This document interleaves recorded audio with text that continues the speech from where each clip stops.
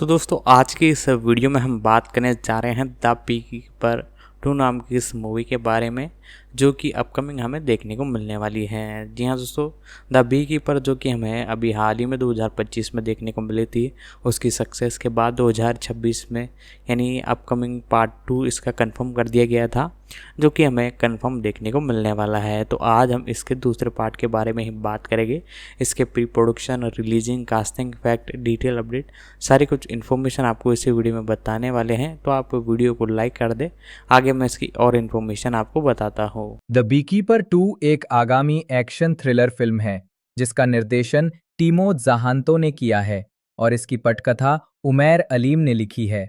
ये the beekeeper 2024 का sequel है जिसमें Jason Statham, Emmy Raver Lampman, Bobby Naderi, Gemma Redgrave और जेरेमी आयरन्स अपनी भूमिकाओं को दोहरा रहे हैं और यारा शाहिदी, पोम क्लेमेंटिफ और एडम कोपलैंड भी शामिल हो रहे हैं। द बीकीपर 2 को 14 जनवरी 2027 को जर्मनी में लियोनाइन स्टूडियोज द्वारा सिनेमाघरों में रिलीज किया जाना निर्धारित है, जिसके बाद अगले दिन अमेज़न एमजीएम स्टूडियोज द्वारा संयुक्त राज्य अमेरिका और यूनाइटेड किंगडम में रिलीज किया जाएगा। ढालना जेसन स्टैथम ने एडम क्ले का किरदार निभाया है, जो एक बेहद कुशल हत्यारा है और जिसे द बीकीपर के नाम से जाना जाता है। एमी रेवर लैम्पमैन ने एफबीआई एजेंट वेरोना पार्कर की भूमिका निभाई है। बॉबी नादेरी ने मैट वाइली का किरदार निभाया है, जो एक एफबीआई एजेंट और वेरोना का साथी है।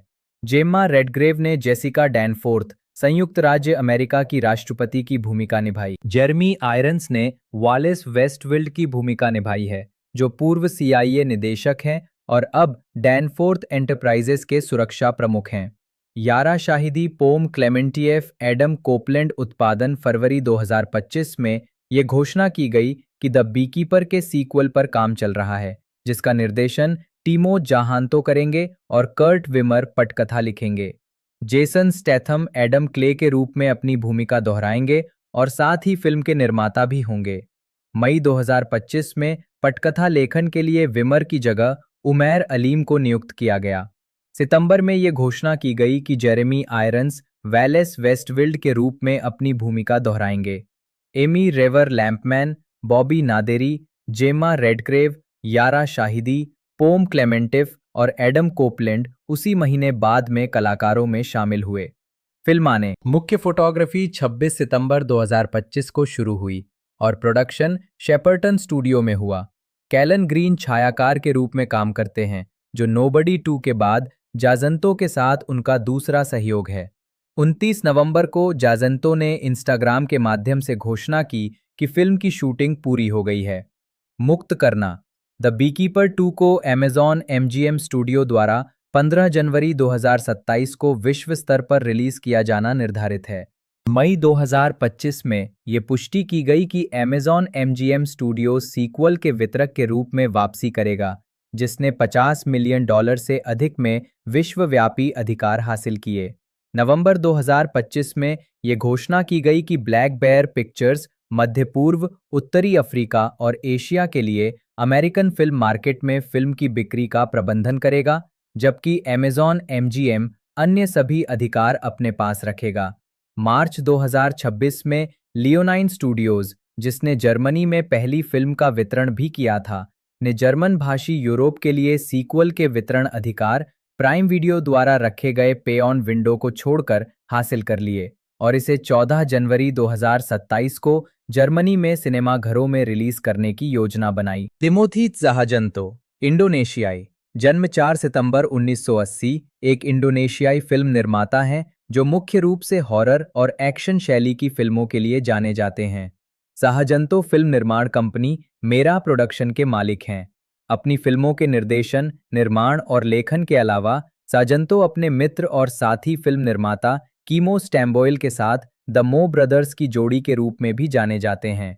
इस जोड़ी को 2016 में हेडशॉट के लिए सर्वश्रेष्ठ निर्देशक का चित्रा पुरस्कार नामांकन मिला, जबकि ज़ाहान्तो ने स्वयं 2019 में may the devil take you के लिए सर्वश्रेष्ठ निर्देशक का माया पुरस्कार जीता।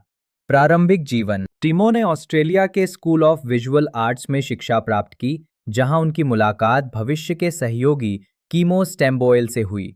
उन्होंने फिल्म उद्योग में एक फ्रीलांस स्टोरी बोर्ड कलाकार और फोटोग्राफर के रूप में अपना करियर शुरू किया।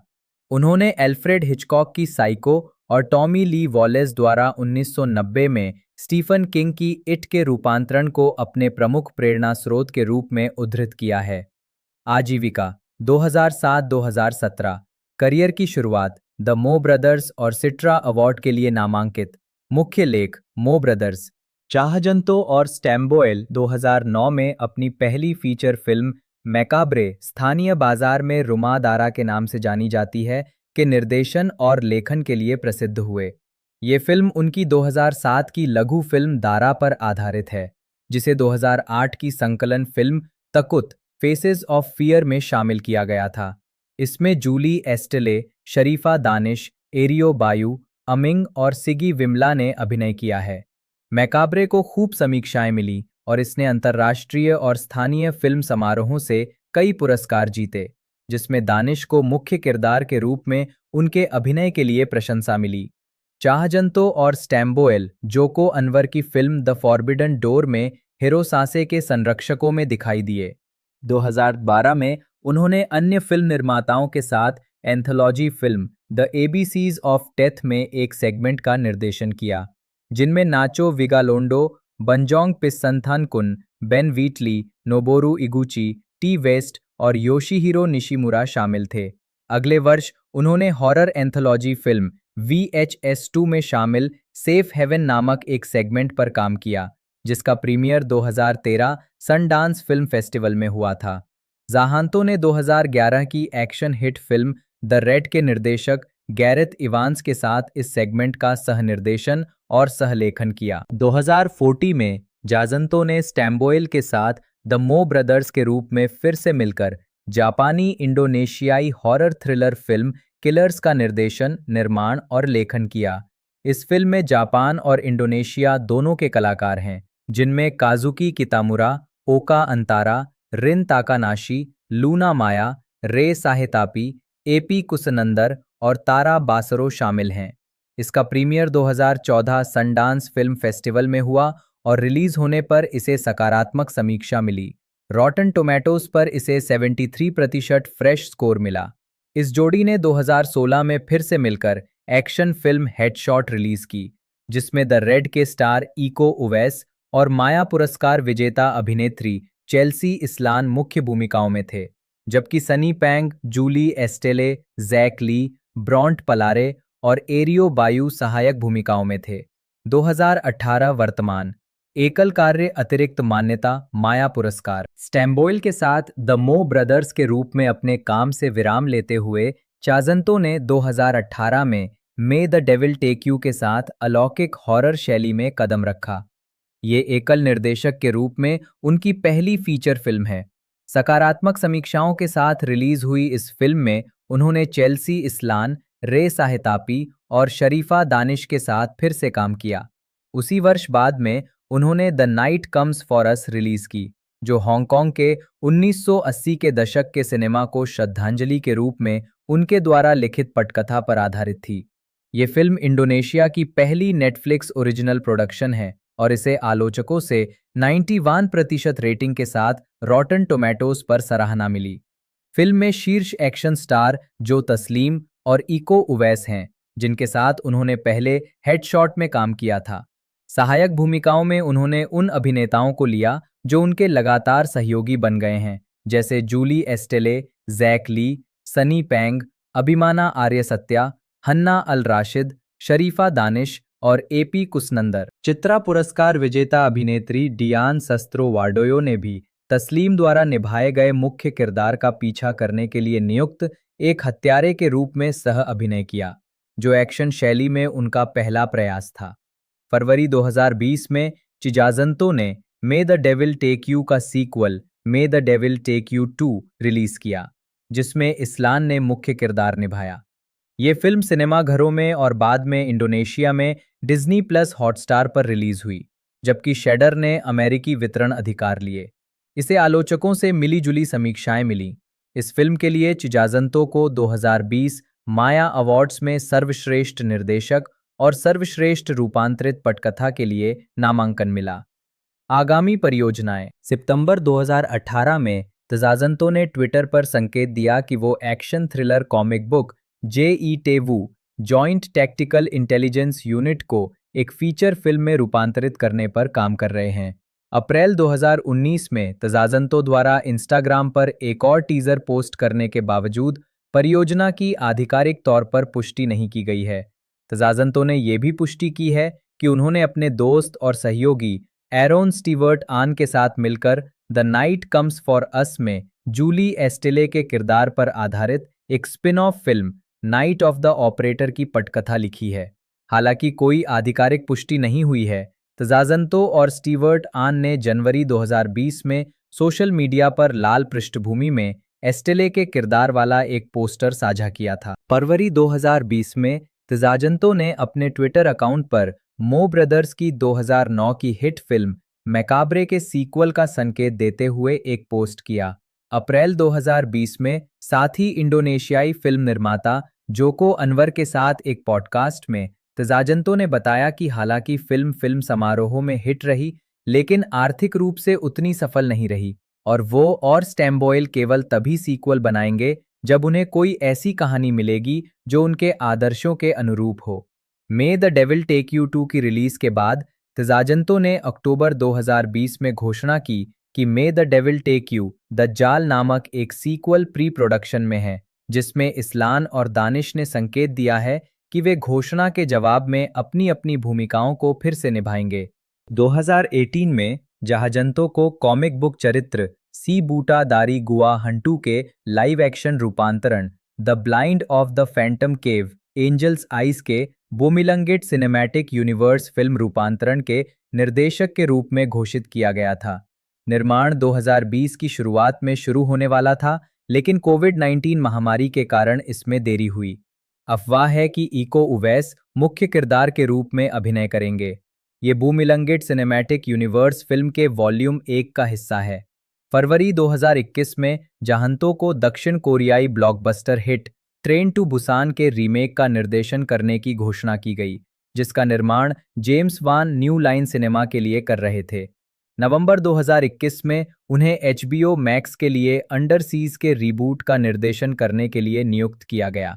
फरवरी में यह घोषणा की गई कि वो द बीकीपर के सीक्वल का निर्देशन करेंगे। निजी जीवन। जहाजंतो ने नवंबर 2009 में पूर्वी जकार्ता के एक चर्च में चित्रा पुरस्कार नामांकित अभिनेत्री सिगी विमला, जिन्होंने उनकी फिल्म मैकाब्रे में सहायक भूमिका निभाई थी, से शादी की। उनकी 2 बेटियां हैं। उन्होंने 2021 में चुपचाप तलाक ले लिया। Amy Raver लैम्पमैन। जन्म एमिली क्रिस्टीन रेवर लैम्पमैन 5 सितंबर 1988, एक अमेरिकी अभिनेत्री और गायिका हैं। उन्होंने अपने करियर की शुरुआत म्यूजिकल थिएटर से की और Hair, Jekyll and Hyde, Wicked और हैमिल्टन जैसे विभिन्न ब्रॉडवे और राष्ट्रीय टूरिंग प्रस्तुतियों में अभिनय किया है। उन्होंने नेटफ्लिक्स श्रृंखला द अम्ब्रेला एकेडमी में एलिसन हारग्रीव्स की भूमिका निभाई। प्रारंभिक जीवन।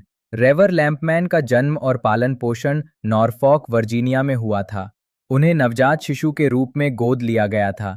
उनकी मां शेरॉन ओल्ड डोमिनियन विश्वविद्यालय में प्रोफेसर हैं, जबकि उनके पिता ग्रेग एक लेखक और शिक्षक हैं। उनका पालन पोषण इकलौती संतान के रूप में हुआ। उन्होंने व्यापक रूप से यात्रा की है, 50 से अधिक देशों में, और अपनी मां के काम के कारण बचपन में चेक गणराज्य, यूक्रेन और भारत में रहीं। उनकी एक सौतेली बहन है जो उनसे 20 साल छोटी है। उन्होंने नॉरफॉक में governor school for the arts नामक एक परफॉर्मिंग आर्ट्स हाई स्कूल और मॉरी हाई में पढ़ाई की। इसके बाद उन्होंने न्यूयॉर्क शहर के मैरीमाउंट मैनहट्टन कॉलेज में दाखिला लिया। स्कूल में रहते हुए उन्होंने एक पेशेवर अभिनेत्री के रूप में काम करना शुरू किया और अपने जूनियर वर्ष के लिए दूरस्थ रूप से पढ़ाई शुरू की। उन्हें हेयर नामक एक प्रोडक्शन में एक भूमिका मिली और स्नातक होने से ठीक 1 सेमेस्टर पहले उन्होंने अपना कोर्स अस्थायी रूप से छोड़ दिया, लेकिन अंततः 2012 में थिएटर में बैचलर ऑफ आर्ट्स की डिग्री के साथ स्नातक होने के लिए वापस लौटीं। आजीविका संगीत थिएटर। रेवर लैम्पमैन के करियर की शुरुआत म्यूजिकल थिएटर से हुई। उनकी पहली पेशेवर थिएटर भूमिका मई 2010 में एस्टोरिया परफॉर्मिंग आर्ट्स सेंटर द्वारा निर्मित चिल्ड्रन ऑफ ईडन के एक प्रोडक्शन में थी। उन्होंने कॉलेज में द्वितीय वर्ष की छात्रा रहते हुए इस म्यूजिकल के लिए ऑडिशन दिया और मुख्य भूमिका हासिल की। इसके बाद उन्होंने हेयर के 2010 के राष्ट्रीय दौरे के लिए ऑडिशन दिया और उसमें शामिल हो गईं, जिससे उन्हें अपना इक्विटी कार्ड मिला। रेवर लैम्पमैन ने ग्रीष्म 2011 में ब्रॉडवे में पदार्पण किया, जब हेयर अपने टूरिंग प्रोडक्शन के साथ ब्रॉडवे में वापस आया। उन्होंने उस सितंबर में ब्रॉडवे पर प्रोडक्शन बंद होने पर हेयर छोड़ दिया। अगले पतझड़ में रेवर लैम्पमैन संगीत जेकिल एंड हाइड के तीसरे राष्ट्रीय दौरे में एक समूह सदस्य और मुख्य भूमिका लूसी हैरिस के लिए अंडरस्टडी के रूप में शामिल हुई। ये प्रोडक्शन अप्रैल 2013 में 2 महीने के सीमित प्रदर्शन के लिए ब्रॉडवे में स्थानांतरित हुआ, लेकिन 1 महीने बाद बंद हो गया। बाद में 2013 में रेवर लैम्पमैन को ए नाइट विद जेनिस जॉपलिन के ब्रॉडवे मूल प्रोडक्शन में कास्ट किया गया। उन्होंने फरवरी 2014 में शो बंद होने तक एक स्विंग के रूप में प्रदर्शन किया और बाद में एल्फाबा की मुख्य भूमिका के लिए स्टैंड बाय के रूप में संगीत विकेट के पहले अमेरिकी दौरे में कास्ट किया गया। विकेट के साथ अपने 1 साल के अनुबंध के बाद रेवर लैम्पमैन मार्च 2015 में न्यूयॉर्क लौट आईं और बाद में हैमिल्टन द्वारा अपने ऑफ ब्रॉडवे प्रदर्शन के बाद शो में जोड़े जा रहे 2 सहायक भूमिकाओं में से एक के लिए ऑडिशन दिया। उन्हें चुना गया और वो ब्रॉडवे पर हैमिल्टन की मूल सहायक कलाकारों की टीम का हिस्सा बन गईं। साथ ही तीनों प्रमुख महिला भूमिकाओं एंजेलिका, एलिजा और पेगी मारिया रेनॉल्ड्स के लिए अंडरस्टडी भी रहीं। हैमिल्टन अगस्त 2015 में खुला। सितंबर 2015 में रेवर लैम्पमैन ने गैलीलियो नामक एक मूल रॉक संगीत के सितारों से सजे पठन में भाग लिया। उसी वर्ष दिसंबर में उन्होंने एलिस बाय हार्ट की एमसीसी थिएटर कार्यशाला में भाग लिया। जनवरी 2016 में ये घोषणा की गई कि उन्हें संगीत स्पंज बॉब स्क्वेयरपैंट्स के शिकागो प्रोडक्शन ट्राईआउट में पर्ल क्रैब्स के रूप में चुना गया है। उन्होंने अप्रैल 2016 में हैमिल्टन छोड़ दिया और वो 2 मूल कलाकारों में से एक हैं जिन्होंने प्रोडक्शन की शूटिंग में भाग नहीं लिया। वो उसी वर्ष बाद में शो के शिकागो प्रोडक्शन की मूल सदस्य के रूप में हैमिल्टन में लौट आईं, जिसका पूर्वावलोकन सितंबर 2016 में शुरू हुआ। मार्च 2017 में वो एंजेलिका के रूप में अभिनय करते हुए शो के पहले राष्ट्रीय दौरे में शामिल हुईं। उन्होंने 2017 के अंत तक शो के साथ दौरा किया, सैन फ्रांसिस्को और लॉस एंजलिस में प्रदर्शन किया। 2019 के अंत में ये घोषणा की गई कि वो रॉबर्ट ओहारा द्वारा निर्देशित नए मूल संगीत नाटक गन एंड पाउडर में सह कलाकार के रूप में अपनी पूर्व हैमिल्टन सह कलाकार सोलिया फिफर के साथ शामिल होंगी। इस शो का वर्जीनिया के आर्लिंगटन में 1 महीने का क्षेत्रीय प्रदर्शन हुआ, जो 28 जनवरी 2020 को शुरू हुआ। रेवर लैम्पमैन को डेविड डिग्स और राफेल कैसल के 2019 एल्बम 7 नाइट्स इन शिकागो में दिखाया गया था। फिल्म और टेलीविजन। रेवर लैम्पमैन को 2017 में टेलीविजन पर अपनी पहली बड़ी भूमिका मिली, जिसमें उन्होंने द अम्ब्रेला एकेडमी में एलिसन हारग्रीव्स का किरदार निभाया, जिसमें उनके साथ इलियट पेज और टॉम हॉपर जैसे कलाकार थे। शो की शूटिंग 2018 के पहले छमाही में हुई और इसे फरवरी 2019 में नेटफ्लिक्स पर रिलीज किया गया। यह शो 2019 में नेटफ्लिक्स की तीसरी सबसे लोकप्रिय सीरीज थी, जिसके 45 मिलियन से अधिक दर्शक थे। रेवर लैम्पमैन ने 2019 में 5 महीनों में दूसरे सीजन की शूटिंग की, जिसका प्रीमियर जुलाई 2020 में हुआ। 2019 के दौरान उन्होंने अ मिलियन लिटिल थिंग्स और जेन द वर्जिन जैसे टेलीविजन शो में अतिथि भूमिकाएं भी निभाईं। जुलाई 2020 में ये घोषणा की गई कि रेवर लैम्पमैन एप्पल टीवी प्लस श्रृंखला सेंट्रल पार्क में मॉली टिलरमैन की आवाज़ के रूप में क्रिस्टन बेल की जगह लेंगी। ये घोषणा बेल द्वारा मिश्रित नस्ल के चरित्र के रूप में उनके प्रदर्शन पर विवाद के कारण अपनी भूमिका से इस्तीफा देने के बाद हुई। रेवर लैम्पमैन ने श्रृंखला के दूसरे सीजन में मॉली को आवाज़ दी। रेवर लैम्पमैन ने फिल्मों में कई भूमिकाएं निभाईं, जिनमें ब्लैक लाइट में मीरा जोन्स और द बीकीपर में एफबीआई एजेंट वेरोना पार्कर के रूप में प्रमुख भूमिकाएं शामिल हैं। निजी जीवन। रेवर लैम्पमैन का डेविड डिक्स के साथ रिश्ता है, जिनसे उनकी मुलाकात 2015 में हैमिल्टन में एक साथ प्रदर्शन करते समय हुई थी। उन्होंने मार्च 2024 में अपने बेटे के जन्म की घोषणा की। अभिनय श्रेय पतली परत। Jemimah Rebecca. जेम्मा रेडग्रेव जन्म 14 जनवरी 1965, एक अंग्रेजी अभिनेत्री और रेडग्रेव परिवार की सदस्य हैं। उन्हें ब्रैमवेल 1995-1998 में Doctor Eleanor Bramwell, Doctor Who 2012-2015, 2021-2025 और इसके spin off The War Between the Land and the Sea 2025 में केट लेथब्रिज स्टीवर्ट और होल्बी सिटी 2016, 2018, 2021-2022 में बर्नी वुल्फ के रूप में जाना जाता है। टेलीविजन के अलावा उन्होंने मंच और फिल्मों में भी अभिनय किया है, जिसमें हॉवर्ड्स एंड में ईवी विलकॉक्स की भूमिका शामिल है। प्रारंभिक जीवन। रेडग्रेव का जन्म 14 जनवरी 1965 को लंदन में हुआ था। वो अभिनेता कोरिन रेडग्रेव और उनकी पहली पत्नी, पूर्व फैशन मॉडल डीड्रे हैमिल्टन हिल की बेटी हैं। जेम्मा जब 9 साल की थीं तब उनके माता-पिता का तलाक हो गया था। बचपन में उन्होंने हैमरस्मिथ के गोडोल्फिन और लैटिमर स्कूल में पढ़ाई की। इसके बाद 18 साल की उम्र में उन्होंने London academy of music and dramatic art में दाखिला लिया। आजीविका अवस्था। स्नातक स्तर की पढ़ाई पूरी करने के बाद रेडग्रेव को मंच पर अभिनय के कई अवसर मिले। 1988 में स्ट्रिंडबर्ग के नाटक ईस्टर के मंचन में, उत्तरी आयरलैंड के बेलफास्ट में लेडी विंडरमेयर्स फैन में, थॉर्नटन वाइल्डर के नाटक आर टाउन में एमिली के रूप में, 1990 में लंदन के वेस्ट एंड में एंटोन चेखव के नाटक द थ्री सिस्टर्स के पुनरुद्धार में अपनी चाचियों वेनेसा रेडग्रेव और लिन रेडग्रेव के साथ इरीना के रूप में, 1993 में लंदन के अल्मेडा थिएटर में अलेक्जेंडर ग्रिबोयेदोव के नाटक चैट्सकी में और 2001 में लंदन के एल्बेरी थिएटर, बाद में नोएल कॉवर्ड थिएटर में अ मिडसमर नाइट्स ड्रीम में टिटानिया की भूमिका में। 2010 में उन्होंने न्यूयॉर्क के पब्लिक थिएटर में द ग्रेट गेम अफगानिस्तान में अभिनय किया, जिसमें 7 घंटे का मंचन शामिल था। रेडग्रेव ने 12 नाटकों में से 4 में अभिनय किया। 2012 में उन्होंने हैम्पस्टेड थिएटर में रॉजर मिशेल के production farewell to the theatre में बेन चैपलिन के साथ अभिनय किया, जिसके बाद उन्होंने डोंकीज ईयर्स 2014 और एन आइडियल हस्बैंड 2016 में मुख्य भूमिकाएं निभाईं। 2018 में रेडग्रेव एक और रॉजर मिशेल प्रोडक्शन में दिखाई दिए, बेन चैपलिन के साथ फिर से दिखाई दिए, इस बार जो पेनहॉल के मूड म्यूजिक में द ओल्ड विक में। टेलीविजन। उन्होंने ब्रिटिश टेलीविजन पर कई भूमिकाएं निभाई हैं, जिनमें आईटीवी के ब्रैमवेल के 4 सीजन में डॉक्टर एलेनोर ब्रैमवेल की मुख्य भूमिका और कोल्ड ब्लड में डीएस ईव ग्रेंजर की भूमिका शामिल है। रेडग्रेव ने रॉजर मिशेल की द बुद्धा ऑफ सबर्बिया में भी एलेनोर की भूमिका निभाई थी। ये हनीफ कुरैशी के इसी नाम के उपन्यास का 4 भाग वाला रूपांतरण था, जिसका संगीत डेविड बॉवी ने विशेष रूप से इस प्रोडक्शन के लिए लिखा और गाया था। अन्य प्रमुख भूमिकाओं में जज जॉन डीड में फ्रांसेस्का रोचेस्टर और लाइक फादर लाइक सन में डी स्टैंटन शामिल हैं।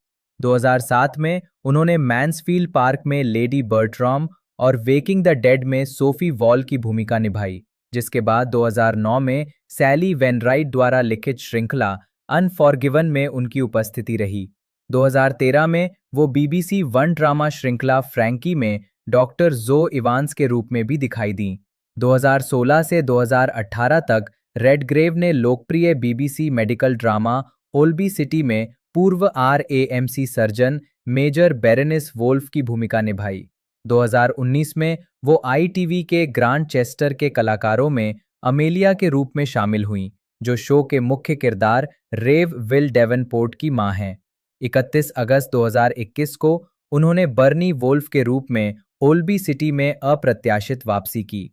Doctor who. 2012 में रेडग्रेव को लंबे समय से चल रहे विज्ञान कथा कार्यक्रम डॉक्टर हु में केट लेथब्रिज स्टीवर्ट के रूप में कास्ट किया गया था, जो brigadier Alistair Gordon Lethbridge Stewart की बेटी थी, जो श्रृंखला के मूल 1963-1989 के दौरान दिखाई दिए थे।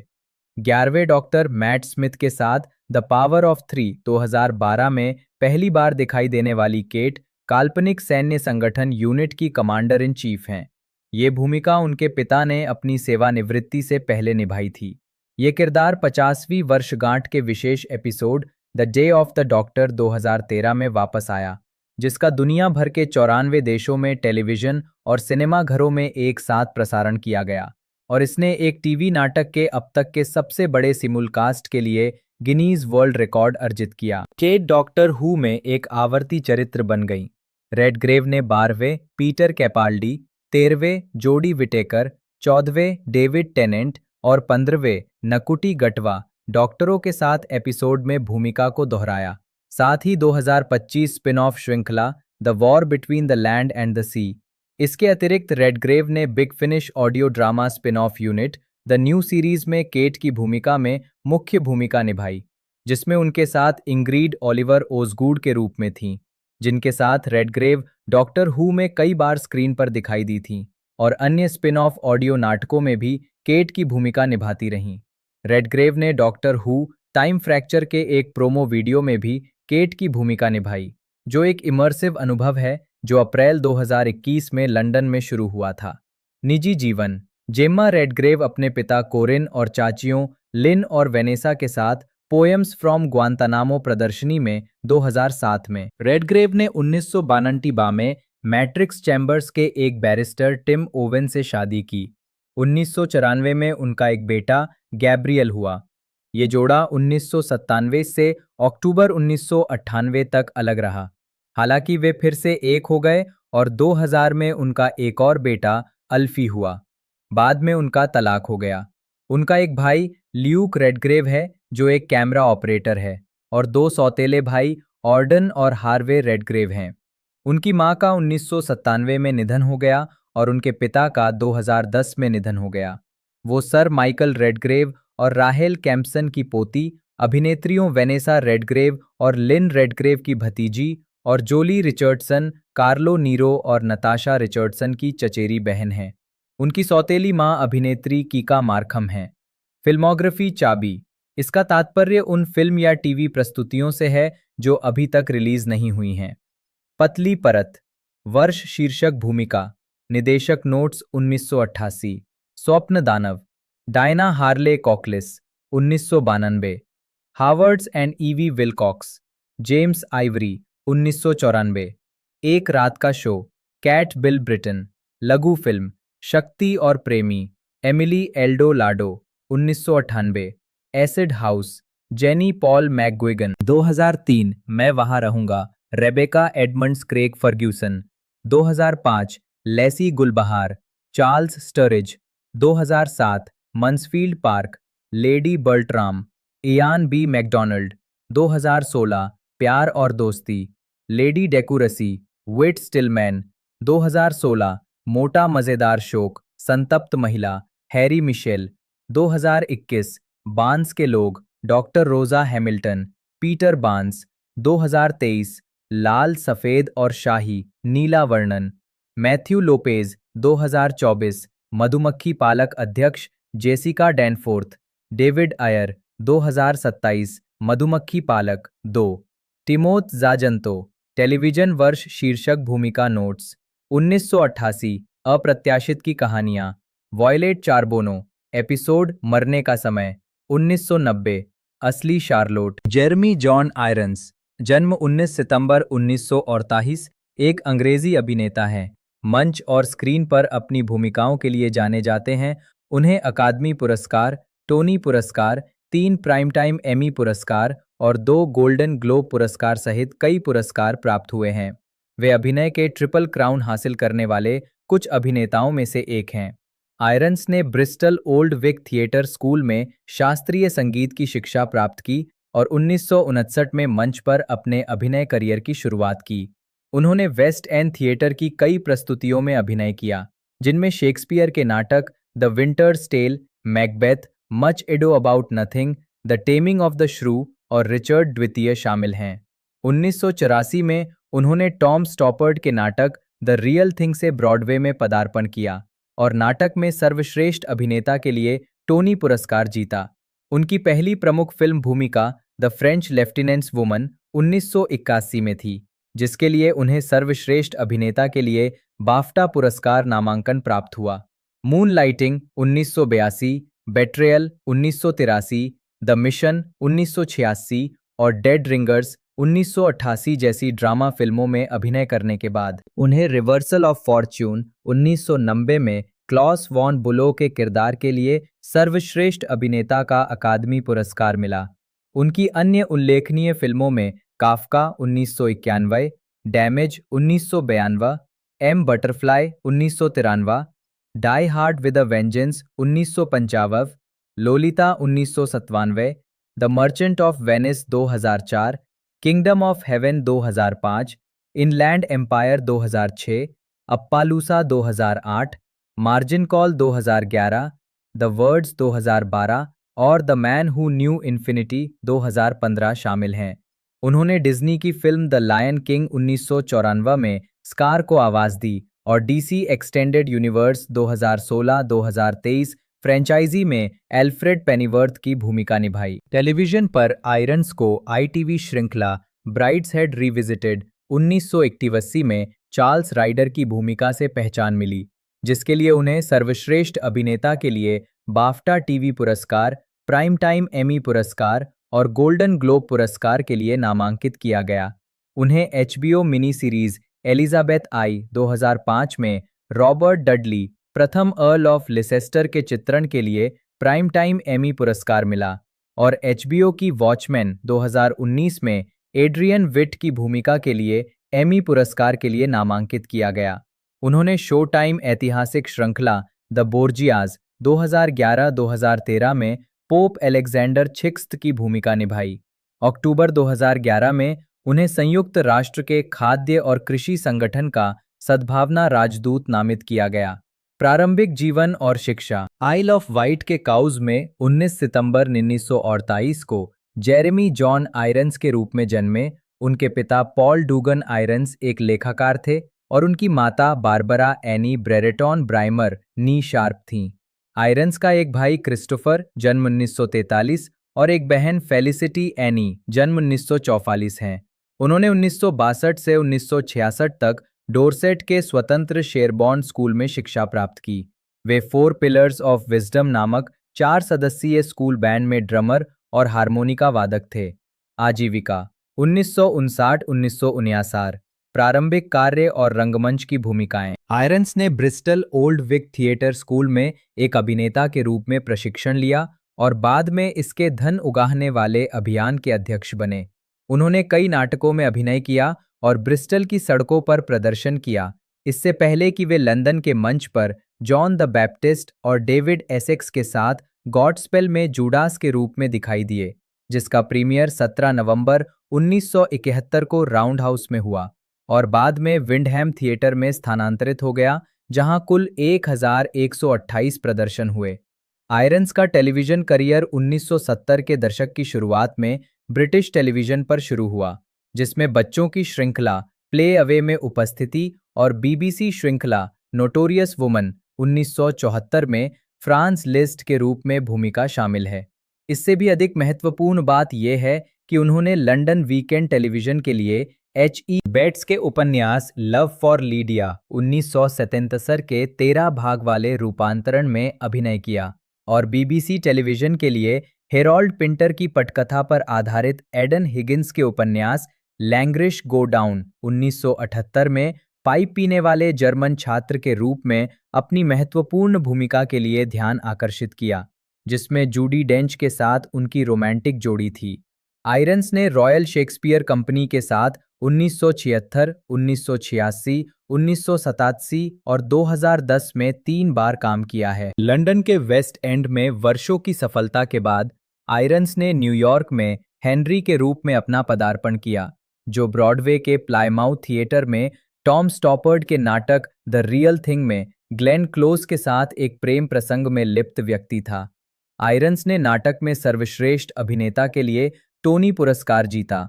द न्यूयॉर्क टाइम्स के फ्रैंक रिच ने लिखा, मिस्टर आयरन्स और ग्लेन क्लोज के नेतृत्व में उत्कृष्ट कलाकारों और माइक निकोल्स के निर्देशन की जबरदस्त शक्ति को देखते हुए हर बार देखने पर उतना ही आनंद आएगा जितना पहली बार। उन्होंने आगे कहा, मिस्टर आयरन्स इससे पहले कभी इतने बेहतरीन नहीं रहे। वे हेनरी के आकर्षक सार्वजनिक आकर्षण को पकड़ लेते हैं और फिर उसके भीतर के दुख और तड़प को उजागर करते हैं। 1980-1999 सफलता और फिल्म जगत में स्टारडम। एवलिन वॉ की कृति ब्राइड्स हेड रिविजिटेड 1981 के टेलीविजन रूपांतरण में चार्ल्स राइडर की भूमिका ने उनकी प्रसिद्धि को काफी हद तक बढ़ाया।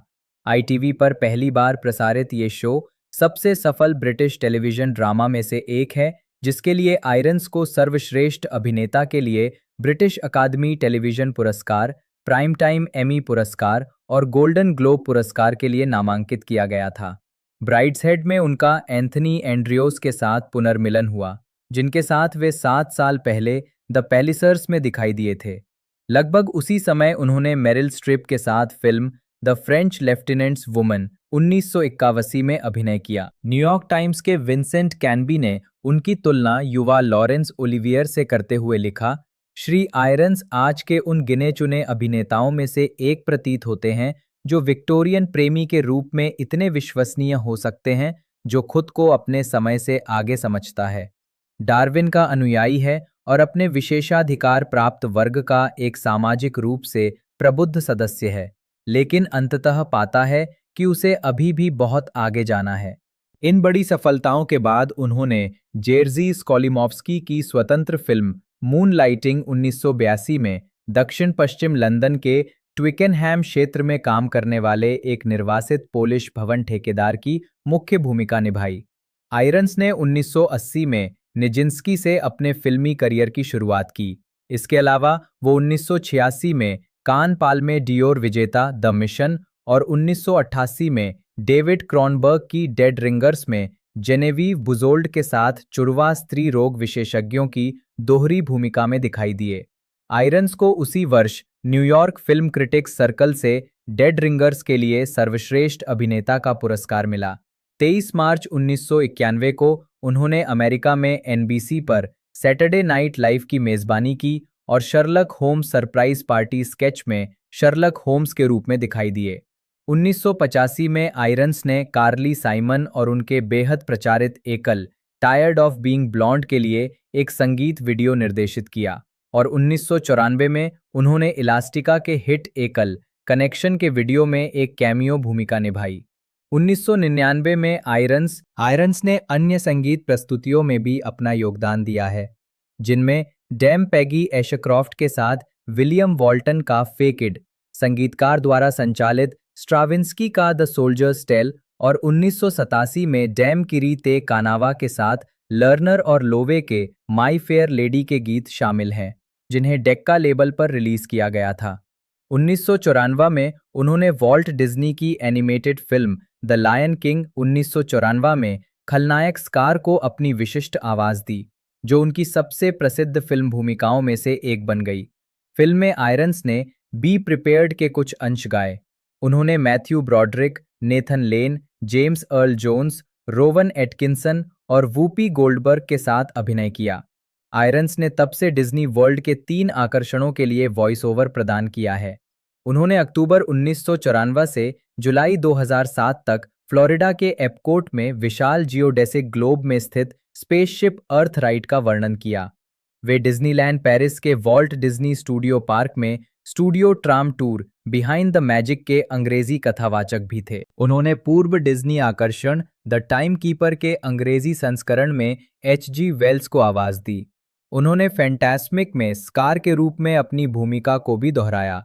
वे मार्क सिंडेन द्वारा निर्मित और रॉयल थिएट्रिकल फंड की सहायता के लिए बेचे गए ऑस्कर वाइल्ड की परियों की कहानियों के 4 सीडी बॉक्स सेट में पाठकों में से एक हैं। वो लंदन में वेस्टमिंस्टर एबे के लिए ऑडियो गाइड के अंग्रेजी भाषा संस्करण के रूप में कार्य करते हैं। उन्होंने the great war and the shaping of the 20th century 1957 में अंग्रेजी सैनिक और प्रथम विश्व युद्ध के कवि सिगफ्रीड सैसून को आवाज दी, जिसके लिए उन्हें उत्कृष्ट वॉइस ओवर प्रदर्शन के लिए प्राइम टाइम एमी पुरस्कार मिला। अन्य फिल्मों में Danny the champion of the world 1989, reversal of Fortune 1990 शामिल हैं, जिसके लिए उन्होंने सर्वश्रेष्ठ अभिनेता का अकादमी पुरस्कार जीता। काफका 1991, डैमेज 1993, एम बटरफ्लाई 1993, जिसमें उन्होंने डेविड क्रोनबर्ग के साथ फिर से काम किया। The house of the spirits 1993, जिसमें वो Glenn Close, Meryl Streep, Winona Ryder और एंटोनियो बैंडेरस के साथ फिर से दिखाई दिए। इसके बाद उन्होंने die hard with a vengeance 1995 में साइमन ग्रूबर की भूमिका निभाई, जिसमें ब्रूस विलिस और सैमुअल एल जैक्सन सह कलाकार थे। उन्होंने बर्नार्डो बर्टोलुची की film stealing beauty 1996, Chinese box 1997, Lolita के 1997 के रीमेक और the man in the iron mask के 1998 के फिल्म संस्करण में भी अभिनय किया, जिसमें उन्होंने मस्केटियर एरामिस की भूमिका निभाई, और लियोनार्डो डिकैप्रियो, जॉन माल्कोविच, गेरार्ड डेपार्डियू और गैब्रियल बायरन के साथ श्रेय साझा किया। 2000-2010 एलिजाबेथ प्रथम और अन्य भूमिकाएं। 2011 में बर्लिन अंतर्राष्ट्रीय फिल्म महोत्सव में आयरन्स नोएल कॉवर्ड के जन्म की 100वीं वर्षगांठ के उपलक्ष्य में आयरन्स ने 1999 में लंदन के रॉयल एल्बर्ट हॉल में आयोजित last night of the proms में उनके गीतों का चयन प्रस्तुत किया, जिसका समापन उन्होंने लंदन प्राइड के साथ किया, जो 1941 की वसंत ऋतु में ब्लिट्स के दौरान लिखा गया एक देशभक्ति गीत था। 2003 में आयरन्स ने स्टीफन सॉन्डहाइम के नाटक अ लिटिल नाइट म्यूजिक के न्यूयॉर्क पुनरुद्धार में फ्रेडरिक एगरमैन की भूमिका निभाई और 2 साल बाद हॉलीवुड बॉल में लर्नर और लोवे के कैमलॉट में किंग आर्थर के रूप में दिखाई दिए। उन्होंने 2006 के charity album unexpected dreams songs from the stars में बॉब डायलन का गीत make you feel my love गाया। उनकी अन्य भूमिकाओं में फिल्म डंगन्स एंड ड्रैगन्स 2000 में दुष्ट जादूगर प्रोफियन और लॉन्गिट्यूड 2000 में रूपर्ट गोल्ड शामिल हैं। उन्होंने फिल्म द टाइम मशीन 2002 में ऊबर मॉरलॉक की भूमिका निभाई। 2004 में आयरन्स ने द मर्चेंट ऑफ वेनिस में मुख्य किरदार निभाया। 2005 में वे हीथ लेजर के साथ फिल्म कैसानोवा और रिडले स्कॉट की किंगडम ऑफ हेवन में दिखाई दिए। उन्होंने जॉन माल्कोविच के साथ 2 फिल्मों the man in the iron mask 1998 और एरागॉन 2006 में सह अभिनय किया है। हालांकि बाद वाली फिल्म में उनके कोई भी दृश्य एक साथ नहीं थे। 2004 में आयरन्स ने बीबीसी के कॉमिक रिलीफ के Harry Potter parody Harry Potter and the Secret Chamberpot of Azerbaijan में सेवरस स्नेप की भूमिका निभाई। 2004 में उन्होंने इस्तवान ज़ाबो की फिल्म बीइंग जूलिया में एनेट बेनिंग के साथ अभिनय किया और अपने प्रदर्शन के लिए सैटेलाइट अवार्ड नामांकन प्राप्त किया। 2005 में आयरन्स ने चैनल 4 और एचबीओ की मिनी सीरीज एलिजाबेथ आई में रॉबर्ट डडली प्रथम अर्ल ऑफ लिसेस्टर की भूमिका निभाई, जिसमें उन्होंने हेलेन मिरेन रानी एलिजाबेथ प्रथम के साथ अभिनय किया। द गार्जियन के रूपर्ट स्मिथ ने उनकी ऑन स्क्रीन केमिस्ट्री की प्रशंसा करते हुए लिखा, मिरेन और आयरन्स एक पर्दे पर स्वर्ग में बनी जोड़ी हैं और जब वे अपने दबे हुए जुनून को खुलकर प्रकट करते हैं तो सब कुछ ठीक हो जाता है। आयरन्स ने अपने प्रदर्शन के लिए लिमिटेड सीरीज या मूवी में उत्कृष्ट सहायक अभिनेता के लिए प्राइम टाइम एमी अवार्ड और सर्वश्रेष्ठ सहायक अभिनेता सीरीज, मिनी सीरीज या टेलीविजन फिल्म के लिए गोल्डन ग्लोब अवार्ड दोनों जीते। 2014 में सीजर अवार्ड्स में आयरन्स 1 साल बाद उन्होंने बीबीसी वृत्तचित्र श्रृंखला who do you think you are की तीसरी श्रृंखला में भाग लिया। 2008 में उन्होंने टेरी प्रैचेट के नाटक द कलर ऑफ मैजिक में लॉर्ड हेवेलॉक वेटिनारी की भूमिका निभाई, जो स्काई वन के लिए एक रूपांतरण था। 2006 में आयरन्स डेविड लिंच की फिल्म इनलैंड एम्पायर में लॉरा डर्न के साथ दिखाई दिए। 18 वर्षों तक लंदन के मंच से अनुपस्थित रहने के बाद 2006 में उन्होंने ड्यूक ऑफ यॉर्क थिएटर में क्रिस्टोफर हैम्पटन द्वारा सैंडोर मराई के उपन्यास एम्बर्स के मंच रूपांतरण में पैट्रिक मालाहाइट के साथ सह अभिनय किया। उन्होंने हॉवर्ड ब्रेंटन के नए नाटक नेवर सो गुड में पूर्व ब्रिटिश प्रधानमंत्री हेरोल्ड मैकमिलन 1957-1963 की भूमिका निभाते हुए नेशनल थिएटर में अपनी शुरुआत की, जिसका प्रीमियर 19 मार्च 2008 को लिटलटन में हुआ था। 2009 में आयरन्स ब्रॉडवे पर जोन एलन के साथ इम्प्रेशनिज्म नाटक में दिखाई दिए। ये नाटक 10 मई 2009 तक गेराल्ड शोएनफेल्ड थिएटर में चला। 2008 में आयरन्स ने एड हैरिस और विगो मॉर्टेंसन के साथ हैरिस द्वारा निर्देशित वेस्टर्न ड्रामा अपलूसा में सह अभिनय किया। 6 नवंबर 2008 को टीवी गाइड ने बताया कि आयरन्स लाइफटाइम टेलीविजन की बायोपिक जॉर्जिया ओकीफ 2009 में फोटोग्राफर एल्फ्रेड स्टिग्लिट्स और जोन एलन चित्रकार जॉर्जिया ओकीफ की भूमिका निभाएंगे।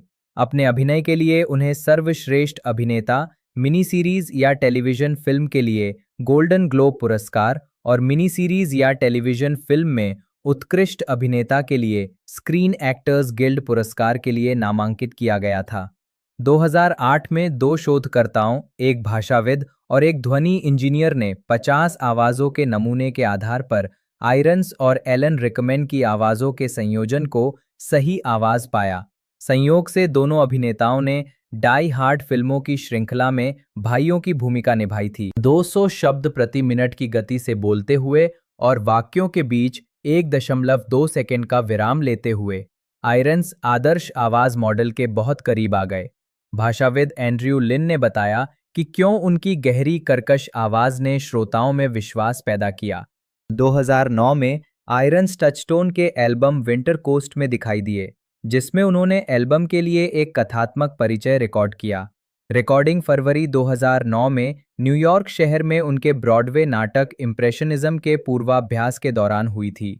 जर्मन खलनायक साइमन ग्रुबर के रूप में उनकी अंग्रेजी पहेली as I was going to saint Ives die hard with a vengeance से का पाठ 2014 की पुस्तक the art of communicating eloquently में प्रकाशित हुआ है।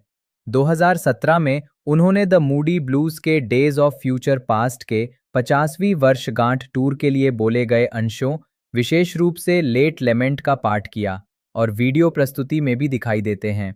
Irons Irish television channel TG4 के वृत्तचित्र फाओई लैंड चेओइल में भी दिखाई दिए, जिसमें उन्हें काओइमहिन ओ रागन लाइक से वॉयलिन का पाठ लेते हुए देखा गया है। 2011 से टेलीविजन में काम। 2015 में 2011 में irons thriller film margin call में केविन स्पेसी के साथ दिखाई दिए। 12 जनवरी 2011 को irons law and order special victims unit के मास्क नामक एपिसोड में अतिथि कलाकार के रूप में थे। उन्होंने डॉक्टर कैब जैक्सन, एक सेक्स थेरेपिस्ट की भूमिका निभाई। उन्होंने 30 मार्च 2011 को प्रसारित टोटेम नामक एपिसोड में इस भूमिका को दोहराया। आयरन्स 2011 में अमेरिकी प्रीमियम केबल नेटवर्क शोटाइम की श्रृंखला द बोर्जियाज में मुख्य भूमिका में हैं, जो उसी नाम के पुनर्जागरण राजवंश का एक अत्यधिक काल्पनिक वर्णन है। द मर्चेंट ऑफ वेनिस में उनका निर्देशन करते हुए माइकल रैडफोर्ड कहते हैं कि आयरन्स स्क्रीन पर एक चुंबकीय आकर्षण रखते हैं और उनमें एक प्रकार की उदासी है। आयरन्स ने कई बड़ी बिल्ली वृत्तचित्र फिल्मों, नेशनल ज्योग्राफिक द्वारा कई में वॉइस ओवर किया है। Eye of the Leopard 2006, The Last Lions 2011, The Unlikely Leopard 2012, Game of Lions 2014, जिसके लिए उन्हें उत्कृष्ट कथावाचक के लिए प्राइम टाइम एमी पुरस्कार मिला, जेड आइड लेपर्ड 2020, रिवील्ड अल्टीमेट एनिमीज 2022 और रिवील्ड इटर्नल एनिमीज 2022। उन्होंने ज्वालामुखियों के बारे में फ्रांसीसी निर्मित docu series life on fire 2009-2012 का वर्णन किया। 2012 में उन्होंने पर्यावरण वृत्तचित्र फिल्म ट्रैश्ड में अभिनय किया और कार्यकारी निर्माता के रूप में काम किया। आयरन्स ने अपने पूरे करियर में विभिन्न क्षेत्रों में व्यापक आवाज का काम किया है। उन्होंने एवलिन वॉ की brides head revisited, Paulo Coelho की द एल्केमिस्ट, व्लादिमीर नाबोकोव की लोलिता व उपन्यास के 1997 के फिल्म संस्करण में भी दिखाई दिए थे और बच्चों के लेखक रोआल्ड डाहल की James and the giant peach की ऑडियो बुक रिकॉर्डिंग पढ़ी। विशेष रूप से BBC रेडियो 4 के लिए T.S. एलियट की कविता रिकॉर्ड करने के लिए उनकी प्रशंसा की गई। 2012 में द वेस्ट लैंड से शुरुआत करते हुए उन्होंने 2014 में 4 क्वार्टेट्स, 2015 में इसके प्रकाशन की शताब्दी पर The Love Song of J Alfred Prufrock और 2016 में Old Possum's Book of Practical Cats record किया। उन्होंने अंततः T.S. एलियट की संपूर्ण रचनाओं को रिकॉर्ड करना पूरा किया, जिसका प्रसारण 2017 के नए साल के दिन किया गया था। 2020 में आयरन्स उन 40 ब्रिटिश आवाजों में से एक थे जिन्होंने सैमुअल टेलर कॉलरिज की 150 श्लोकों वाली 18वीं सदी की कविता The Rime of the Ancient Mariner के 3 से 4 छंद पढ़े। उन्होंने 2015 की film The man who knew Infinity में गणितज्ञ G.H. हार्डी की भूमिका निभाई। आयरन्स ने वार्नर ब्रदर्स की फिल्म बैटमैन बनाम सुपरमैन डॉन ऑफ जस्टिस 2000 सिगला, जस्टिस लीग 2017 और उसी फिल्म के 2021 के निर्देशक के संस्करण में एल्फ्रेड पेनीवर्थ की भूमिका निभाई। 8 नवंबर 2018 को ये घोषणा की गई कि आयरन्स को HBO की वॉचमैन श्रृंखला में एड्रियन विट ओज़िमेंडियास के रूप में चुना गया है। इस श्रृंखला के प्रसारण के साथ ही उन्हें सीमित या एंथोलॉजी श्रृंखला या फिल्म में उत्कृष्ट मुख्य अभिनेता के लिए प्राइम टाइम एमी पुरस्कार नामांकन मिला। 2018 में उन्होंने जेसन मैथ्यूज की इसी नाम की पुस्तक पर आधारित फ्रांसिस लॉरेंस की जासूसी थ्रिलर फिल्म रेड स्पैरो में जनरल व्लादिमीर कोरचनोई की भूमिका निभाई। 2021 में आयरन्स ने रिडले स्कॉट की जीवनी परक अपराध नाटक फिल्म हाउस ऑफ गुची में रोडोल्फो गुची की भूमिका निभाई। 2017 में उन्होंने रोम के टीट्रो अर्जेंटीना में इसाबेल हुपर्ट के साथ पत्राचार 1944-1949, एल्बर्ट कैमस और मारिया कैसारेस के बीच पत्रों से पाठ और हेरोल्ड पिंटर के एशेस टू एशेस की एक विशेष रचना प्रस्तुत की। 2012 में आयरन्स ने period spy thriller Munich the edge of war में ब्रिटिश प्रधानमंत्री नेविल चेम्बरलेन की भूमिका निभाई। अगले वर्ष उन्होंने द फ्लैश में ऑल्फ्रेड पेनीवर्थ की भूमिका को दोहराया और डिज्नी की शताब्दी animated short film once upon a studio में स्कार को आवाज देने के लिए भी वापसी की। 2024 में उन्होंने हॉलीवुड बाउल के द लायन किंग 30वीं वर्षगांठ a live to film concert event में स्कार का गीत प्रस्तुत किया। 2024 में आयरन्स को Apple TV plus drama series the morning show में कास्ट किया गया, जहां उन्होंने सीजन 4 के लिए एलेक्स लेवी, जेनिफर एनिस्टन के पिता की भूमिका निभाई। राजनीतिक विचार और सक्रियता। 1991 के टोनी अवार्ड्स में एड्स के खिलाफ लड़ाई का समर्थन करने के लिए लाल रिबन पहनने वाले कुछ चुनिंदा हस्तियों में से एक आयरन्स भी थे। वो इसे स्क्रीन पर पहनने वाले पहले सेलिब्रिटी थे। 1998 में टोनी ब्लेयर की 1997 के आम चुनाव में जीत के साथ लेबर पार्टी की सरकार में वापसी के एक साल बाद 18 वर्षों के विपक्ष के बाद आयरन्स और उनकी पत्नी का नाम लेबर पार्टी के सबसे बड़े निजी वित्तीय दानदाताओं की सूची में शामिल किया गया था। वो 2015 के आम चुनाव में ग्रीन पार्टी की कैरोलिन लुकास की संसदीय उम्मीदवारी का समर्थन करने वाले कई हस्तियों में से एक थे। 2004 में उन्होंने सार्वजनिक रूप से कंट्री साइड अलायंस के लिए अपना समर्थन घोषित किया और 2004 के हंटिंग एक्ट को नागरिक स्वतंत्रता पर एक घोर हमला और पिछली सदी के 2 सबसे विनाशकारी संसदीय वोटों में से एक बताया। आयरन्स मृत्युदंड के मुखर आलोचक हैं और उन्होंने मानवाधिकार संगठन एमनेस्टी इंटरनेशनल यूके द्वारा विश्व स्तर पर मृत्युदंड को समाप्त करने के अभियान का समर्थन किया है। अपने तर्कों में आयरन्स कहते हैं कि मृत्युदंड 2 मौलिक मानवाधिकारों, जीवन के अधिकार और किसी को भी यातना न दी जाए, का उल्लंघन करता है, और आगे कहते हैं कि यद्यपि किसी अपराध के आरोपी व्यक्ति ने उन अधिकारों का दुरुपयोग किया हो सकता है, लेकिन उनके साथ भी ऐसा ही करने की वकालत करना उनके साथ शामिल होना है। 2007 में द गार्जियन के साथ एक प्रश्नोत्तर सत्र के दौरान आयरन्स ने टोनी ब्लेयर को वो जीवित व्यक्ति बताया जिसकी वे सबसे अधिक प्रशंसा करते थे। इसका कारण बताते हुए उन्होंने कहा, क्योंकि वे इस ज्ञान के साथ सार्वजनिक रूप से जीते हैं कि वे परिपूर्ण नहीं हैं। फिर उन्होंने जॉर्ज डब्ल्यू बुश को वो जीवित व्यक्ति बताया जिससे वे सबसे अधिक घृणा करते थे और कहा, अपने पद पर बने रहने के लिए उन्हें अपने आसपास अधिक विश्वसनीय लोगों को रखना चाहिए था। 2009 में आयरन्स ने पॉलिश फिल्म निर्देशक रोमन पोलांस्की के समर्थन में एक याचिका पर हस्ताक्षर किए, जिसमें उनकी रिहाई की मांग की गई थी, जिन्हें 1977 में एक 13 वर्षीय लड़की को नशीली दवा देकर बलात्कार करने के आरोप में स्विट्जरलैंड में गिरफ्तार किया गया था। 2011 में आयरन्स की ब्रिटिश मेडिकल जर्नल में कॉलेज ऑफ मेडिसिन के समर्थन में धन जुटाने की गतिविधियों के लिए आलोचना की गई थी, जो यूके में किंग चार्ल्स से जुड़ा एक वैकल्पिक चिकित्सा लॉबी समूह है। 2013 में हफिंगटन पोस्ट को दिए एक साक्षात्कार में आयरन्स ने विवाद खड़ा कर दिया, जिसमें उन्होंने कहा कि समलैंगिक विवाह पर उनकी कोई प्रबल राय नहीं है, लेकिन उन्होंने आशंका व्यक्त की कि इससे वैवाहिक कानून का अपमान हो सकता है।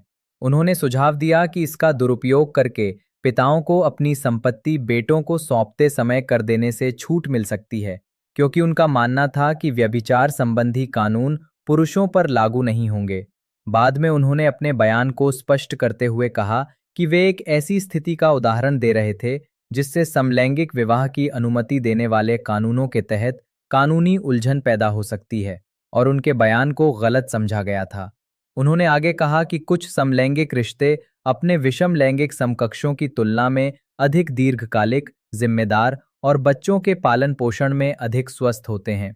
बीबीसी के एक साक्षात्कार में उन्होंने कहा कि काश उन्होंने ये पूछने से पहले चुप रहना बेहतर समझा होता कि क्या इसके वैधीकरण से पिताओं का बेटों से विवाह होगा। 2020 में 70वें बर्लिन अंतर्राष्ट्रीय फिल्म महोत्सव में आयरन्स ने कहा, मैं समलैंगिक विवाह के कानून की सराहना करता हूं जहां भी ये हासिल किया गया है।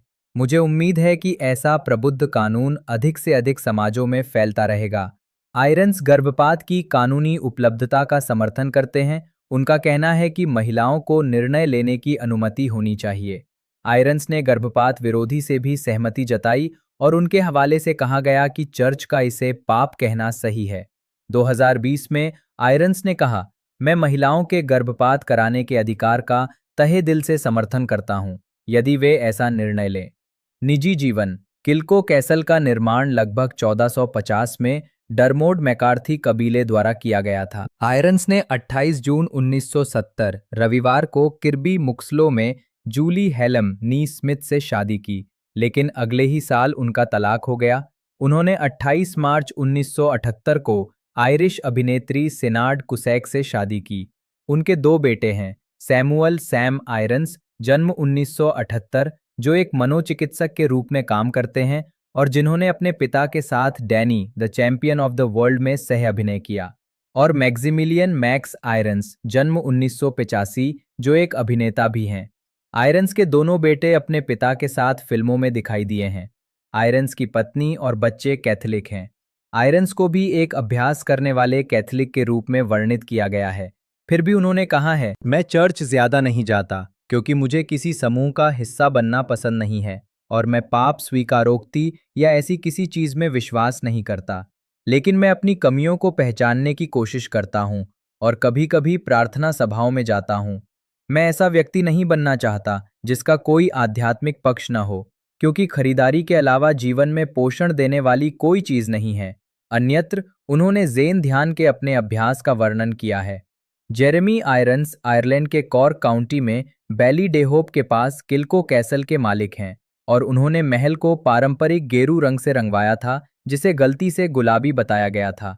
उनके पास डबलिन के लिबर्टीज में एक और आयरिश निवास है, साथ ही उनके जन्म नगर काउज में एक घर, ऑक्सफोर्डशायर के वॉटलिंगटन में एक अलग घर और खलिहान, और लंदन के नॉटिंग हिल में एक अस्तबल है। 2016 में बीबीसी रेडियो 4 के टुडे कार्यक्रम में एक साक्षात्कार में आयरन्स ने कहा कि वो किसी भी सम्मान को अस्वीकार कर देंगे। मैं एक अभिनेता इसलिए बना ताकि मैं एक बदमाश और आवारा बन सकूं। इसलिए मुझे नहीं लगता कि सत्ता प्रतिष्ठान के लिए मुझे अपने लोगों में से एक के रूप में शामिल करना उचित होगा, क्योंकि मैं ऐसा नहीं हूं। 2013 में आयरन्स ने कहा कि वो धूम्रपान करते हैं और सिगार के शौकीन हैं। उन्होंने रोमियो वाई जूलिएटा को अपना पसंदीदा ब्रांड बताया। उन्होंने कहा, मेरी बदकिस्मती ये है कि मैं सिगरेट पीता हूँ। मैं अपनी सिगरेट खुद बनाता हूँ, इसलिए सिगार पीते समय मुझे धुआं अंदर खींचने की आदत है। मुझे खुद को बार बार याद दिलाना पड़ता है कि ऐसा ना करूं। 2005 में आयरन्स का किल्को कैसल ओरिगामी पोएम्स प्रोजेक्ट पत्रिका द्वारा प्रकाशित कविताओं की एक श्रृंखला, जिनमें से एक जूडी डेंच के बारे में थी, में एक विषय के रूप में दिखाई दिया, जिसे ब्राजीलियाई फोटोग्राफर सेबेस्टियाओ साल्गाडो के काम से चित्रित किया गया था। किल्को कविता में महल के आंतरिक भाग का वर्णन स्वप्नमय ढंग से सजाया गया, त्रुटिहीन रूप से अलंकृत के रूप में किया गया था। बात कर ले रिलीजिंग डेट के बारे में तो 14 जनवरी 2027 को जर्मनी में इसे रिलीज़ किया जाएगा और 15 जनवरी 2027 को इसे अमेरिका के अंदर रिलीज़ किया जाएगा। जी हाँ दोस्तों, रिलीजिंग डेट भी कंफर्म कर दी गई है और बहुत जल्दी हमें देखने को मिल जाएगी रिलीजिंग डेट के हिसाब से। बाकी आपको इसका कितना इंतज़ार है कमेंट कर ज़रूर से बताइएगा। मिलते हैं अगले वीडियो में।